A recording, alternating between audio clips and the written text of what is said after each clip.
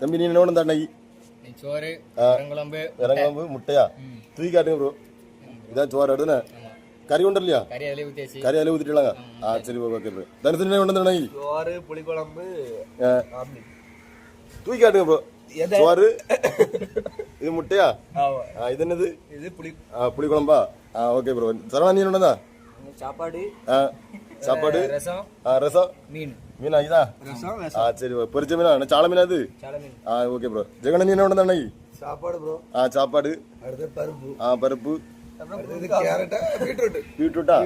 சரி okay bro நான் அவ்வளோதான் நீங்கள் வச்சுலாம் விடல நீங்கள் இல்லையா சரி ப்ரோ